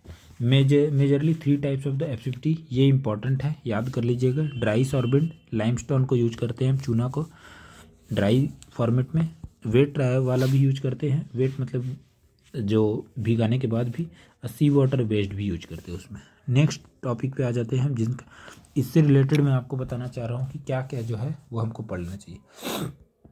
इन्होंने जो अपना एयर पोल्यूशन है उसमें ज़्यादा इन लोगों ने कवर नहीं किया, इसलिए मैं आपको बता दे रहा हूँ। एसिड रेन के बारे में पढ़ लीजिए, PYQ आया है। पॉल्यूशन फ्रॉम द एग्रीकल्चर से कौन कौन से होते हैं वो देख लीजिए, जैसे कि रन ऑफ वगैरह होता है, बायोक्यूमुलेशन जो होता है, फिर उसके बाद जो ओजोन डिप्लेटिंग सब्सटेंस कौन कौन से हैं इसके बारे में पढ़ लीजिए। वियना कन्वेंशन पूरा पढ़ना ही है। फ्लाई ऐश यूटिलाइजेशन कैसे है, कहाँ पे कितना करना है, कौन कौन से नए जो अब ऐश बॉन्ड बनाने हैं कि नहीं, इसके बारे में पढ़ लीजिए। अटाल जो होते हैं एशियन ट्रोपोपॉज एरोसोल लेयर जो है, एरोसोल्स के बारे में पढ़ लीजिए, उसी का एक पार्ट है ये अटाल, वो पढ़ लीजिए। और सल्फर स्मॉग, फोटोकेमिकल स्मॉग के बारे में पढ़ना इंपॉर्टेंट था। ओशियन एसिडिफिकेशन, ये आपको तुरंत सर्च करके एट अ टाइम जब आप ये पढ़ रहे हैं उसके तुरंत बाद आपको ये सारे स्टैटिक को रिवाइज कर लेना है, आपको पूरा ये पार्ट पूरा कवर हो जाएगा। ओशियन एसिडिफिकेशन क्या होता है ये पढ़ लीजिए। पोलार स्ट्रेटोस्फेरिक क्लाउड क्या होता है ये एक बार PYQ पूछ चुका है इसके बारे में। अब देखिए नेशनल एयर क्वालिटी इंडेक्स जो होता है NAQM, national air quality management, ये CPCB central pollution control board के द्वारा, ये दोनों के बारे में पढ़ लीजिए। और इसके बाद सफ़र सिस्टम जो है मिनिस्ट्री ऑफ अर्थ साइंस ये देता है। और इसके बाद एयर क्वालिटी इंडेक्स, ये देखिए इन तीनों में क्या करिए, इन तीनों में इन्होंने अलग अलग जो पोल्यूटेंट्स हैं उनके नाम दिए हैं। तो आपको क्या करना है ना कि इन तीनों को ऐसे लिखना है कि जैसे कि आपने लिख लिया कि NAQM लिख लिया, सफ़र लिख लिया, AQI लिख लिया। आपको 3 चार्ट बनाना है। इस चार्ट में जो कॉमन है इन चार्ट सबको साथ में लिख लीजिए, जो अनकॉमन है उनको अलग से लिख लीजिए। तो जो अनकॉमन है उसको एक बार पढ़िए और जो कॉमन है उसको एक बार में कर लीजिए, तो आपका ये जल्दी से हो जाएगा। ग्रीन क्रैकर्स के बारे में पढ़ लेते हैं। ग्रीन क्रैकर्स क्या है, सुप्रीम कोर्ट ने जब बैन कर दिया क्रैकर्स तो उसके बाद ग्रीन क्रैकर्स का है जो जिसमें बेरियम वगैरह जो है, शायद बेरियम वगैरह नहीं रहता है, उसके बारे में है, तो ये जाके पढ़ लीजिए। क्लाउड सीडिंग क्या होता है, क्लाउड सीडिंग में जो भी कंपोनेंट्स यूज होते हैं क्लाउड सीडिंग के लिए उसको याद कर लीजिए। इसी के साथ जो हमारा ये एयर पोल्यूशन वाला जो चैप्टर रहेगा वो पूरा ख़त्म हो जाएगा। नेक्स्ट आ जाएंगे वाटर कंजर्वेशन पे। यहाँ पे इन्होंने ये डेटा वगैरह दिया है, पढ़ने की ज़रूरत नहीं है, मेंस की चीज़ें हैं। बस ये देखिए कि dynamic ground water research assessment report कौन देता है, मिनिस्ट्री ऑफ जल शक्ति देता है, ये याद करके रखिए। वाटर एक्सेसिबिलिटी एंड यूज के बारे में 18% of the world population India में है, बट हमारे पास सिर्फ 4% ऑफ द वाटर रिसोर्सेज है। इससे रिलेटेड PYQ डायरेक्ट पूछ चुका है UPSC, एक स्टेटमेंट ही इस पर बनाया था, वो देखेंगे आगे हम लोग। ये मैंने कवर किया है मेरे जो PYQ सीरीज़ है उसमें, जाके आप देख सकते हैं, बहुत क्लियरली और अच्छे से कवर किया है। डिस्ट्रीब्यूशन ऑफ फ्रेश वाटर, जैसे आइस कैप, फ्रेश वाटर, ये देखो यूपीएससी इसने ज्योग्राफी में इससे रिलेटेड भी क्वेश्चन पूछ चुकी है, 2-3 बार सेम क्वेश्चन पूछ चुकी है। Ice cap, ground water, fresh water, river का ये क्रोनोलॉजी याद करना इंपॉर्टेंट है। इरिगेशन जो है the largest user of India का वाटर रिजर्व्स, यूजेस कितना, 78% ऑफ द टोटल रिजर्व जो होता है इसमें यूज करता है। ट्रेडिशनल वाटर स्टोरेज सिस्टम याद कर लीजिए कि जल मंदिर क्या है, खतरी खुल, और उसका जैबो, इरी और रेनिस, उसके बाद डोंगो, कतास और भंडा, और उसके बाद पार और जोहाद और पाट। ये कौन कौन से एरिया में रहते हैं, एक इंडिया का मैप बनाना है आपको, और इंडिया के मैप पे आपको ये याद कर लेना है, तो आपको हमेशा याद रखेगा। सेंट्रल गवर्नमेंट के इनिशिएटिव, जल जीवन मिशन पता ही है आपको, प्रधानमंत्री कृषि सिंचाई योजना, अटल भूजल योजना, कैच द रेन, जल शक्ति अभियान, ये सब आपको याद कर लेना है। बहुत ही बेसिक चीज़ें हैं, बहुत ज़्यादा इसके बारे में पढ़ने की ज़रूरत नहीं है। जल हाई अमृत, जल हाई अमृत क्या है भाई, एक बिल्डिंग देखो, Jal Hi Amrit initiative has been launch by AMRUT 2.0 Atal mission for the regeneration and the urban transformation. तो क्या इसका जो मेन पर्पज़ क्या है कि to incentivize state unity for efficient management. जब सी वाटर जो सीवेज के ट्रीटमेंट में आपको अच्छा अगर करेंगे तो आपको इंसेंटिव मिल देगी government. Produce a continuous supply to high quality treated water, public को सप्लाई करेंगे तो to promote a circular economy of water. Amrut 2.1 जो 2.1 और 2.2 में डिफरेंस देख ले। 2.1 2015 और 2. और जब ये कब लॉन्च किया गया था, ये हुआ था 2021 में। मिशन पीरियड गया 2015 से 2020, अब ये 2026 तक है, ये याद रखना है। बाकी ये जो 500 सिटी में, पर ये ऑल स्टेटूटरी टाउन्स के लिए है। नेक्स्ट जो आते हैं वाटर रीयूज टेक्नोलॉजी, बहुत ही ज़्यादा इंपॉर्टेंट है, सारे टेक्नोलॉजी याद कर लीजिए। यूपीएससी जनरली टेक्नोलॉजी पूछ लेता है कि this technology belong to which, तो आपको बताना पड़ेगा। मेम्ब्रेन बायोरिएक्टर है, जो अल्ट्रा फिल्ट्रेशन है, रिवर्स ऑस्मोसिस है, डिसइंफेक्शन टेक्नोलॉजी है, और इलेक्ट्रो डायलिसिस रिवर्सल है, थर्मल इवेपोरेशन और क्रिस्टलाइजेशन है। These are the technology of water reuse technology. Jal Sanchay जल अभियान जो है, जल भागीदारी, ये गुजरात का है, ये पीसीएस वालों के लिए इंपॉर्टेंट है, बाकी ये किसी यूपीएससी के लिए इंपॉर्टेंट ज़्यादा नहीं है।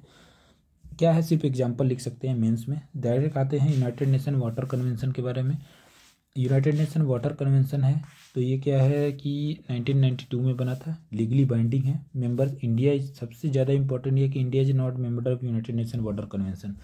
इंडस वाटर ट्रीटी है जो ना इसी से अलाइन है। नेक्स्ट जो होते हैं ई फ्लो मॉनिटरिंग, क्या है, E flow refers to the flow required to meet the ecological function of the flora and flora of water. किसी भी वाटर बॉडी का जो फ्लो है वो फ्लोरा और फ्लोरा के जो बेसिक रिक्वायरमेंट है उसको पूरा करे, इसी को ई फ्लो बोलते हैं।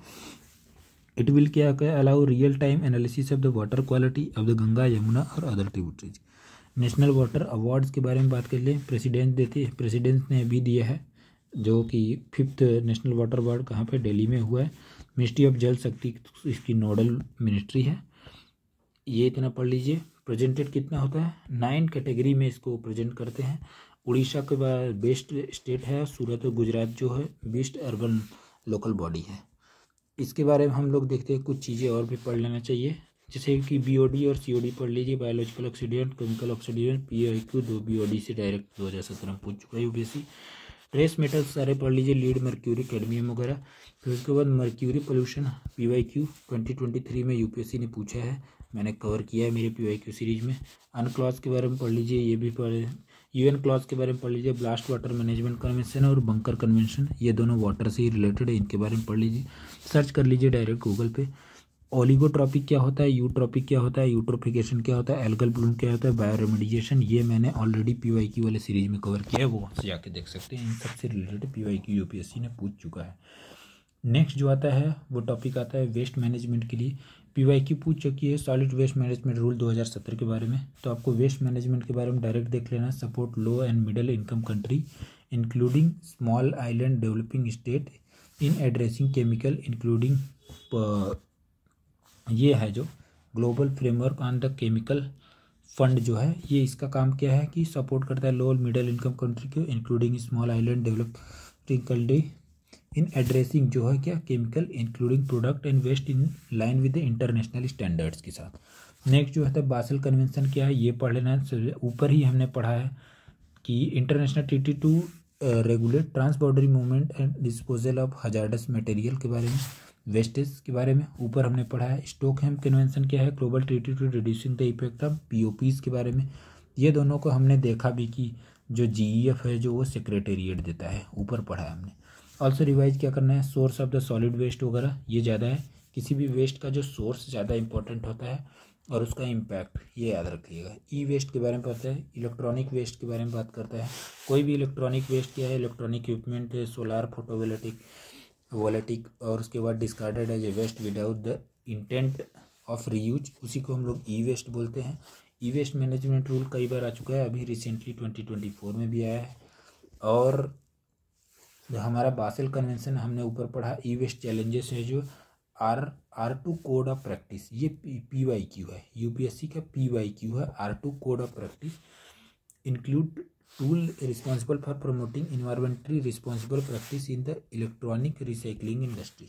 बैटरी वेस्ट मैनेज के बारे में ठीक है, power of battery waste management जो है उसके बारे में है ये। तो CPC भी है, सेंट्रल पॉल्यूशन कंट्रोल बोर्ड, इसने एक रूल्स वगैरह बनाया है मैनेजमेंट वगैरह के लिए कि कैसे बैटरी वेस्ट को कैसे यूज करना है या तो कैसे डिस्पोज करना है। पावर टू CPC भी रूल्स वगैरह बना सकता है, इम्पोज कर सकता है, फाइन वगैरह ये सब कर सकता है। एक्सटेंडेड प्रोड्यूसर रिस्पॉन्सिबिलिटी भी PYQ क्वेश्चन पूछ चुका है, तो EPR क्या होता है इसके बारे में भी हम आगे PYQ में देखेंगे। एक्सटेंडेड प्रोड्यूसर रिस्पॉन्सिबिलिटी मतलब प्रोड्यूसर जिसने प्रोड्यूस किया है उसकी रिस्पॉन्सिबिलिटी हो जाती है कि कैसे रिसाइकल करे, कैसे रीयूज करे। पोल्यूटर पे प्रिंसिपल भी आपको ध्यान से पढ़ लेना है, अगर EPR पूछा है तो PPP भी पूछ सकता है अगली बार। नेक्स्ट क्वेश्चन, नेक्स्ट टॉपिक पे आ जाते हैं हम लोग, प्लास्टिक पोल्यूशन पे। ज़्यादा इसमें कुछ पढ़ना नहीं है, इंडिया का रैंक 3rd है, ये याद रखना है। उसके बाद जो most common type of the plastic and it's use, अगर पढ़ सकते हैं याद कर सकते हैं तो कर लीजिए। Chemical used in the plastic and it's human impact है, विनाइल क्लोराइड, मैनोमीटर, बेंजीन और बूटाडाइन है। उसके बाद स्टायरीन है, बिस्फेनॉल ए, ये सब एक आध बार UPSC बिस्फेनॉल ए पे क्वेश्चन पूछ चुकी है। देखिए केमिकल्स जो होते हैं उसके बारे में UPSC सिर्फ उसका सोर्स और इम्पैक्ट पूछती है और यूज भी पूछ लेती है कभी कभी। नेक्स्ट आता है जो हम लोग को लिए, ये क्या बोल रहे हैं कि initiative taken to curb the plastic, the international convention है द मारपोल याद रखिए प्लास्टिक के। बासेल कन्वेंशन हमने हजार्डस मटेरियल के मूवमेंट के लिए पढ़ाई। इन प्लास्टिक पोल्यूशन किसने, UNEA ने किया है इसको। प्लास्टिक मैनेजमेंट रूल हमारे यहाँ है एनवायरमेंट प्रोटेक्शन एक्ट 1986 के अंडर में। माइक्रो प्लास्टिक क्या होता है, प्लास्टिक का ऐसा जो पार्ट जो small plastic pieces less than कितना 5 mm लॉन्ग, उससे भी जो छोटे होते हैं उनको हम बोलते हैं माइक्रो प्लास्टिक। माइक्रो बीड्स पे एक बार PYQ माइक्रो बीड्स पे जहाँ तक मुझे याद है माइक्रो बीड्स पे एक बार PYQ क्वेश्चन पूछ चुका है, उसका इम्पैक्ट पूछा है। तो वैसे प्लास्टिक ओवर शूट डे क्या होता है, earth action day. Plastic over shoot day 2024 report was release by केवन earth action. Plastic overshoot day क्या होता है, mark the point where the amount of plastic was exceeded the world's capacity to manage it resulting in environment pollution. Development based country to minimise mismanage waste index हो। और उसके बाद mercury pollution के बारे में देख लेते हैं हम लोग। मर्क्यूरी क्या है, मर्क्यूरी पोल्यूशन जो नेचुरली अक्री एलिमेंट है, एयर वाटर सॉइल वगैरह में पाया जाता है, ओनली मेटर है जो रूम टेम्परेचर पे। इसको मैंने बहुत अच्छे से कवर किया है अपने PYQ सीरीज में, और इसमें भी मैं आगे आपको इसको दिखाऊंगा। परसिस्टेंट है ये, बायोक्लेंट है, बायो एक्यूमुलेंट है। उसके बाद टॉक्सिक पोल्यूशन है, एक्सपोज टू ग्रो है। उसके बाद यहाँ पे देखिए मिनीमाटा डिसीज हो गया था, इसी के लिए हम लोगों ने कैसे क्रोनिक न्यूरोलॉजिकल डिसऑर्डर है caused by methyl mercury. Methyl mercury का कंजप्शन कहाँ से होता है, शेलफिश फिश वगैरह से होता है। उसके बाद जो है यही हमने बोला कि UNEP he launch $134 million initiative two phase out mercury measuring devices the health care project से। तो हेल्थ केयर की बात हो रहा है तो यहाँ पे WHO भी काम करेगा साथ में, बस ये याद रखिएगा। और इंडिया भी इसमें मतलब इंडिया भी इसका पार्टिसिपेंट है। मिनीमाटा कन्वेंशन ऑन मर्क्यूरी एडॉप्टर 2013 के कुमामोटो जापान में हुआ था। और 4 से 2000 first globally legally binding treaty था ये। Ban on the new mercury mines, उसके बाद फेज आउट करना था एग्जिस्टिंग को, और phase down of the mercury use करना था। परसिस्टेंट ऑर्गेनिक पोल्यूटेंट्स के बारे में बात करते हैं, जो कि केमिकल सब्सटेंस होते हैं जो कि परसिस्टेंट इन्वायरमेंट, बहुत दिन तक इन्वायरमेंट पे रहते हैं और उनके कुछ कैरेक्टरिस्टिक होते हैं, ये याद रख लीजिए। ये क्या होते हैं, by law water solubility, water में जल्दी से पानी में सॉल्यूबल नहीं होते हैं, इसलिए जब ह्यूमन बॉडी में जाते हैं तो ये क्या फैट सॉल्यूबल होते हैं, तो वो फैट में बहुत दिनों तक रह जाते हैं। हाई लिपिड सॉल्यूबल और fat soluble, semi volatile in nature, volatile बहुत सेमी वोलेटाइल होते हैं, इसलिए लॉन्गर ड्यूरेशन तक स्टेन कर पाते हैं। स्टॉकहोम कन्वेंशन जो था इंटरनेशनली जो था लीगली बाइंडिंग एग्रीमेंट ऑन पीओपीज आपको याद करना है कौन कौन से पीओपीज हैं। उसके बाद अडॉप्टेड 2001 में, इंडिया रेटिफाइड किया है 2006 में।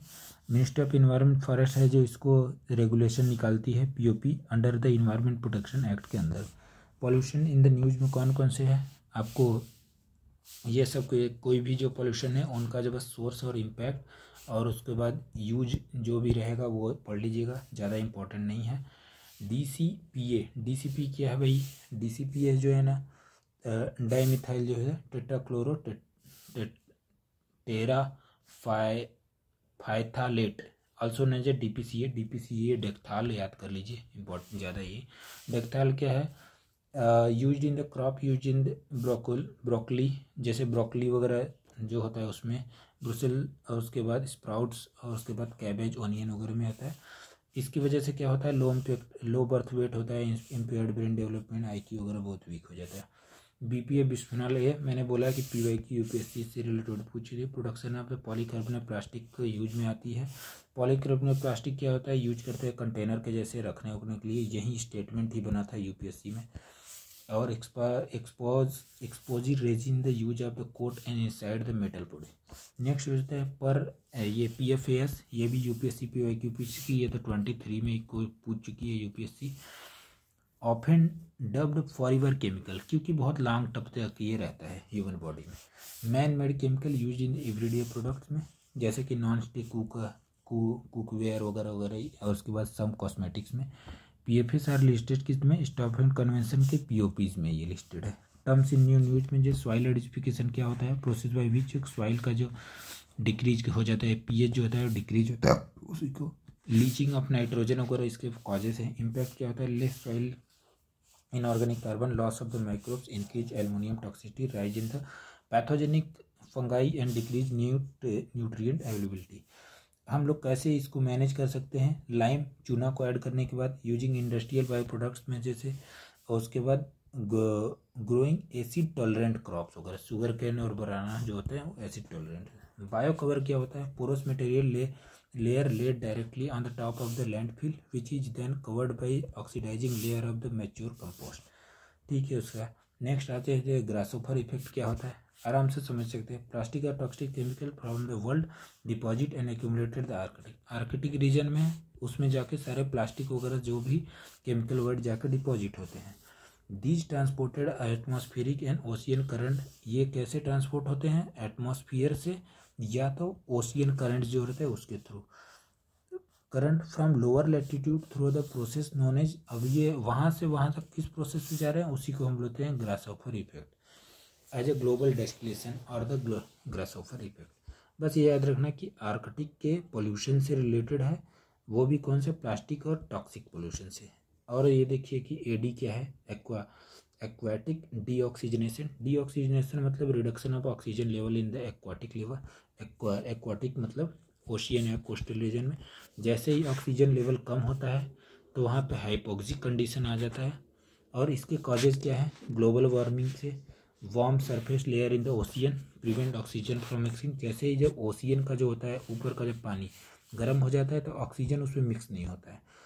उसके बाद यूट्रोफिकेशन न्यूट्रिएंट्स, जैसे मान लीजिए कि एक पॉन्ड में इतने ज़्यादा ही सिर्फ जो प्राइमरी कंज्यूमर वगैरह हैं, जैसे ही ये बढ़ जाएंगे बहुत सारे तो एक साथ में बहुत सारा खाने लगेंगे, जितना ज़्यादा खाने लगेंगे डिमांड ऑफ जो ऑक्सीजन है वो बढ़ जाएगा और जो अवेलेबिलिटी है वो कम हो जाएगा।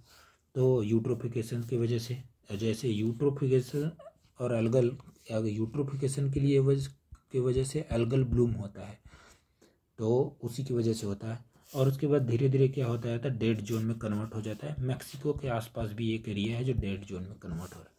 प्लानिटरी बाउंड्री क्या होता है, कोई भी एक मतलब बाउंड्री बना देना, framework to describe limit to the impact of human activity and earth system. Earth system पे एक फ्रेमवर्क ऐसा बनाना है कि जो अर्थ सिस्टम पे ह्यूमन की एक्टिविटी का इम्पैक्ट कम पड़े। नेक्स्ट आ जाता है carbon compensation depth.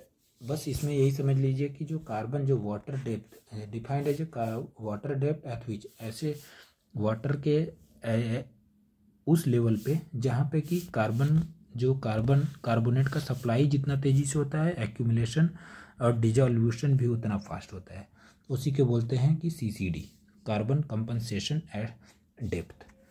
Supply of the calcium carbonate from the surface is equal to the rate of dissolution. Hydrogel क्या होता है, hydrogel has a unique he intertwined polymer network that can bind microplastic and degrade them using ultraviolet. Hydrogel होता है ना, एक मतलब process है, unique इंटरविंड polymer network है। ये क्या करता है, माइक्रोप्लास्टिक को बाइंड करता है अपने साथ और डिग्रेड करता है उनको UV को यूज करके, अल्ट्रावायलेट यूज के। बायोप्लास्टिक क्या होता है, बायो बेस्ड पॉलीमर होता है, रिन्यूएबल रिसोर्सेज को यूज करके बनाया जाता है, कार्बोहाइड्रेट वेजिटेबल वगैरह। और इसके बाद ये डिग्रेडेबल बाई माइक्रोवेस उसको डिग्रेड भी कर सकते हैं। स्टील स्लैग क्या होता है, जब भी स्टील वगैरह मेकिंग इंडस्ट्री से जो छोटे छोटे उसके पार्ट्स बचते हैं उसी को स्टील स्लैग बोलते हैं। उसमें क्या होता है, ऑक्साइड जब कैल्शियम और आयरन, सिलिकॉन, मैग्नीशियम, ये सब रहता है। रोड बेस जो होता है, हम लोग आज का स्टील स्लैग रोड टेक्नोलॉजी वगैरह डेवलप कर रहे हैं और बना भी रहे हैं। एरोबायोलॉजी क्या होता है, study of the movement and impact of the airborne biological particle और the bio aerosols human, animal and plant health, उसी को बोलते हैं एरोबायोलॉजी। उसके बाद bio aerosols include bacteria, fungi, pollen grain, viruses etcetera. Gas flaring क्या होता है, ये गैस फ्लेयरिंग होता है, global gas flaring tackle report कौन दिया, वर्ल्ड बैंक, बस इतना याद रखिए। लाइट पोल्यूशन क्या होता है, एक्सेसिव या इनएप्रोप्रिएट आर्टिफिशियल लाइट का जो इम्पैक्ट होता है उसी को बोलते हैं हम लोग लाइट पोल्यूशन। ब्यूटामीन क्या होता है, petroleum free, it is a petroleum free alternative to bitumen manufactured from the organic elements. ऐसा जो bitumen manufacture organic, petroleum free alternative of bitumen ऐसा है जो कि पेट्रोलियम फ्री है, ऑर्गेनिक एलिमेंट से बना होता है। नेक्स्ट आते हैं अपन मिसलेनियस में, वाइट कैटेगरी इंडस्ट्री क्या क्या होती है, ऐसी इंडस्ट्री जिनका इमिशन लेवल बहुत कम है, जो white category by the central policy, जिनको CPCB ने बहुत कम नॉन पॉल्यूटिंग इंडस्ट्री में कैटेगराइज किया, उसको बोलते हैं वाइट कैटेगरी। जैसे wind, solar power project, assembly of the air cooler वगैरह, इसको बोलते हैं। ये जो रेड इंडस्ट्री है, industry started with high pollution, 60% index में जो 60 के अबव वाले होते हैं। ऑरेंज जो है 41 से 59 वाले होते हैं, 21 से 40 वाले जो होते हैं ग्रीन कैटेगरी, वाइट वाले तो लेस देन 20 से होते हैं, उनको ये याद कर लीजिएगा बस। Emission from the rocket and satellite, कुछ नहीं, बस ये याद करिए कौन कौन सा, एल्युमिनियम, ब्लैक कार्बन और ओजोन डिप्लेशन होता है, कार्बन डाइऑक्साइड है, मेटालिक गैस वगैरह निकलता है। बात खत्म है। नेक्स्ट आता है annual land use and land cover. तो इसमें ये क्या है, recently annual land use and land cover Atlas India was release by कौन, नेशनल रिमोट सेंसिंग सेंटर। बात खत्म। नेक्स्ट जो है सेंट्रल पोल्यूशन कंट्रोल बोर्ड के बारे में था, statutory body under water prevention and control of pollution act 1974, water prevention it interested with, और ये और किस के अंदर काम कर सकती है, air prevention and control of pollution act 1984 से भी। Ministry of environment, forest and climate change जो इसके अंडर में ये है। और उसके बाद नेक्स्ट आ जाते हैं नेशनल ग्रीन ट्रिब्यूनल, NGT जो है स्टैट्यूटरी बॉडी है। NGT एक्ट 2010 के अंदर बनी थी। चेयरमैन होते हैं 10 से 15 जुडिशियल एक्सपर्टीज होते हैं इसमें। प्रिंसिपल जो है फॉलो करती है, गाइडेड बाई नेचुरल जस्टिस, मतलब according to situation, not bounded by the civil procedure, code of civil procedure के उसके रूल से बाउंड नहीं होता है। Power of the civil court है, power to take suo motu cognisance, और उसके बाद power to grant relief in the form of compensation and damage of the affected person, ये याद कर लीजिएगा। डिस्पोजल ऑफ एप्लीकेशन कितने दिन में, 6 मंथ के अंदर होता है। इट इज़ ऑर्डर बाइंडिंग होता है, पर पीपल कैन कहाँ पे फाइल कर सकते हैं, सुप्रीम कोर्ट में विद इन 90 डेज के अंदर उनको करना पड़ता है। प्रेजेंस इन द 5 जोन में, नॉर्थ में इसका जो दिल्ली वाला जोन है वो इसका हेडक्वार्टर है। सेंट्रल ग्राउंड वाटर बोर्ड क्या होता है, इस्टेब्लिश 1970 में है, मिनिस्ट्री ऑफ जल शक्ति के अंडर में आता है। ग्राउंड वाटर असेसमेंट रेगुलेशन क्या करता है, रेगुलेशन में डेवलपिंग गाइडलाइंस और पॉलिसीज फॉर यूज वगैरह। आर्टिफिशियल रिचार्ज प्रोजेक्ट देता है, इनिशिएटिव है जो इसका artificial recharge project, ground water regulation. ये भी खत्म हो गया। नेक्स्ट जो होते हैं committee for the air quality management के बारे में। तो ये जो commission for the air quality management in national capital reason energy, ये देखिए जो committee for the air quality management है CAQM जो है, ये नेशनल जो अपना दिल्ली और NCR वाला रीजन है उसके एरिया के लिए बना है। स्टैट्यूटरी बॉडी है, इसका खुद का एक एक्ट है 2021 उसके अंदर बना हुआ है। और उसके बाद ये क्या करता है, air quality management in national capital region and adjoining area. और उसके बाद बेटर क्या करता है, aim to achieve better coordination research and identification and resolution of the problem surrounding air quality index. Statutory direction वगैरह भी देता है। एनवायरमेंट पोल्यूशन के लिए इम्पोज करता है पेनल्टी, नॉन कंप्लायंस के लिए अप टू 5 ईयर और 1 करोड़ तक का कर सकता है। इसी के साथ हमारा पूरा का पूरा ये ख़त्म होता है। और अब हम करेंगे अपना PYQ में मैं टॉपिक वाइज जो भी PYQ अरेंज किया हूँ हम लोग पढ़ेंगे उसको। और उसके बाद मैं यहाँ पे मेरा जो ऑब्जेक्टिव ऑफ जो adding PYQ here to make realise you about the type of question which UPSC can frame with respect to these topics. So here I am not explaining comprehensively all the points of PYQ. For better understanding the PYQs, technique to solve the PYQ and periphery knowledge of PYQ with the mindset of examiner, please visit playlist of this channel and you will get a series named Powerful PYQ that cover 10 question per day series, जहाँ से आप पूरा अपना PYQ कर सकते हैं। तो start करते हैं। जो हमारा पहला क्वेश्चन है वो NDC से ही है, तो मैं टॉपिक नहीं पढ़ूंगा, डायरेक्ट क्वेश्चन पढ़ रहा हूँ कि क्वेश्चन ने UPSC ने क्वेश्चन क्या पूछा है। इंटेंडेड नेशनली डिटरमाइंड कंट्रीब्यूशन क्या है, तो आप देखेंगे कि plan of action outline by country of the world to combat climate change के अंडर पेरिस एग्रीमेंट। ठीक है, नेक्स्ट क्वेश्चन आता है, इससे रिलेटेड आप ये सब पढ़ लेना। नेक्स्ट जो होता है UNFCCC से टॉपिक है, तो इसमें क्या होता है रिगार्डिंग ग्रीन क्लाइमेट फंड के बारे में क्वेश्चन। देखिए डायरेक्ट क्लाइमेट फंड के बारे में पूछा है। यह क्या बोलता है, इसमें 2 ऑप्शन दिए हुए हैं। It is intended to assist the developing countries in adaptation and mitigation practice to counter climate change, पहला। और उसके बाद it is funded under the aegis of UNEP, OECD, Asian development bank, world bank. तो ये देखिए ये वाला जो है गलत है, क्योंकि UNFCCC के एजिस में ये हुआ था, तो ये गलत हो, तो ये सिर्फ इसका पहला सही है। नेक्स्ट जो आते हैं, नेक्स्ट जो क्वेश्चन है, with reference to the agreement at the UNFCCC meeting in Paris 2015 which of the following statement is correct. तो ये बोल रहा है कि कौन सा स्टेटमेंट करेक्ट है। Agreement was signed by the all member country of the UN and its go into the effect 2017। ये तो गलत हो गया ना, सारे कंट्रीज ने थोड़ा साइन किया था, पहला गलत हो गया तो पहला गलत हो गया। 2 और 3 में से 2 को हम करेक्ट ही मानेंगे, सिर्फ तीसरा को पढ़ते हैं। Developed country acknowledge their historical responsibility. ऐसा कभी हो ही नहीं सकता कि डेवलप कंट्री ये मान जाए कि हाँ हमने पास्ट में बहुत सारी गलतियाँ की है। और दूसरा, पहला तो ये हो गया, और दूसरा ये कि डोनेटेड $1000 बिलियन, 1000 नहीं $100 बिलियन की बात हुई थी यहाँ पे, तो ये भी गलत हो गया, तो ये स्टेटमेंट गलत हो गया। तीसरा जैसे ही कटेगा तो ऑप्शन 2 गलत है, करेक्ट हो जाएगा। Momentum for change climate neutral now initiative launch by, किसने किया, UNFCCC के सेक्रेटरीट ने लॉन्च किया था। ये डायरेक्ट क्वेश्चन है, ऐसे ही क्वेश्चन UPSC बार बार पूछेगी।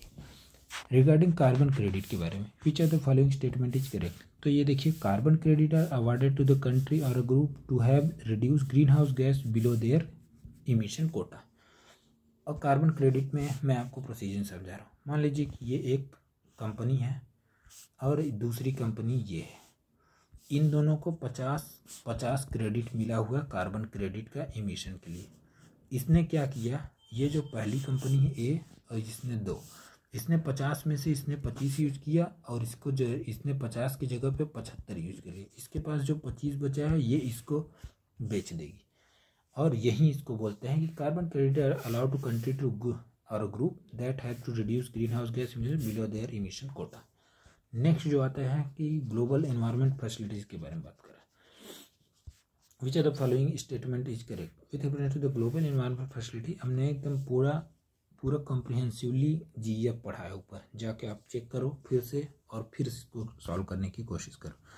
It tells the financial mechanism convention on the biological diversity UNFCCC और 3 और हैं, बताइए उन तीनों के नाम। मिनीमाटा है और उसके बाद जो है यूएनसीसीडी है और एक है, बताइए वो।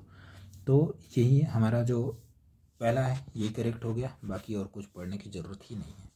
GF is Indian financial organization, not a research body. It may fund scientific research, but it is not directly involved in scientific research. IPCC take care of the most of the research work. IPCC जो है more. Consider the following statement: the Global Wildlife Program.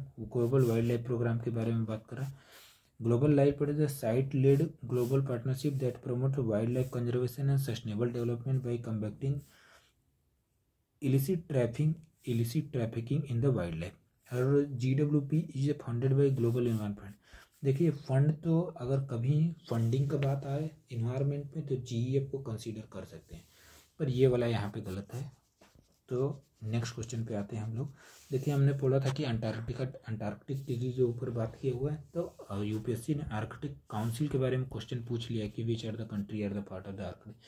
तो आप इससे related question expect कर सकते हैं कि UPSC ये पूछ ले कि सिग्नेटरी कंट्री कौन सा है, एरिया कौन सा कवर है, इंडिया कौन सा है, इंडिया के कौन से चीज़ें वहाँ कौन से वहाँ पे ऑपरेशनल हैं कौन से नॉन ऑपरेशनल है, ये सब पूछ।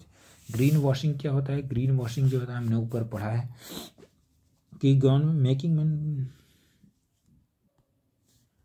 ग्रीन वॉशिंग क्या है। ग्रीन वॉशिंग जो है टर्म इस यूपीएससी ने 22 में पूछा था, इससे रिलेटेड देखिए इनका जो है नॉन इंक्लूसिव इन्हें क्या कवरिंग है false impression of the country product are the cope eco friendly इनके, तो ये फॉल्स इंप्रेशन दे ही रहा है इसके बारे में। बाकी जो ग्रीन से रिलेटेड जो टर्म्स है ग्रीन कवर, ग्रीन क्लाउड और ग्रीन शिफ्ट वगैरह जाके ऊपर पढ़ लेना आपको। नेक्स्ट आते हैं हम लोग direct air capture and storage में।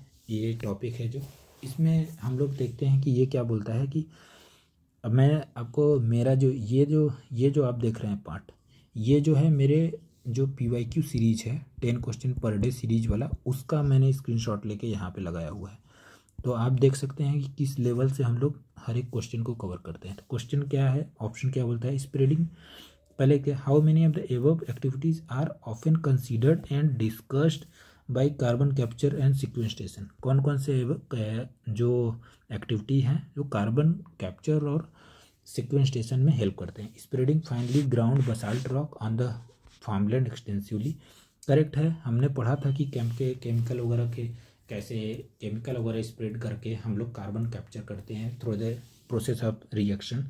Increasing the alkalinity of the ocean, ठीक है, ये भी लाइम वगैरह कनेक्ट करके हमने ऊपर ये भी पढ़ा है। Capturing carbon dioxide release by various industry और उसको पंप करके abundant subterranean mine in the form of the carbonated water, ठीक है, ये तीनों करेक्ट है। कार्बन कैप्चर एंड सिक्वेंस्टेशन हमने ऊपर ऑलरेडी पढ़ लिया है, आपको अगर एक बार पढ़ना होगा तो पढ़ लेना। ये मैंने क्वेश्चन पार्ट 1 पार्ट 2 और जो पॉइंट 1 पॉइंट 2 पॉइंट 3 जो ये तीनों दिए हैं उसके अकॉर्डिंग मैंने लिखा है, तो आप पढ़ सकते हैं।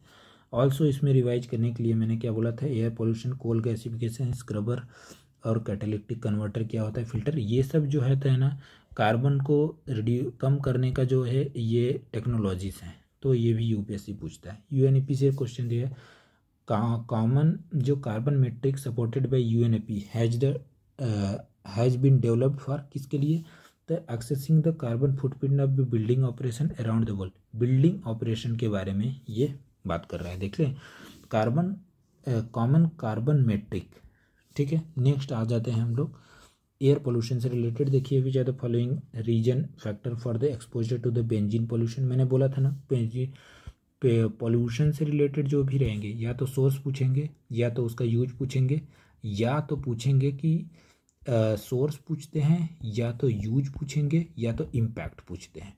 तो reason factor for the exposure to, ये देखिए इम्पैक्ट पूछ रहा है। तो यहाँ पे जो कि ये सारे जो 1 2 3 4 जो ऑटोमेटिक एग्जॉस्ट हैं उससे भी बेंजीन निकलता है, टोबैको से भी निकलता है कि उसके बाद जो है using products made up of polyurethane, ये सारे आपको एक बार इसको रिवाइज करें।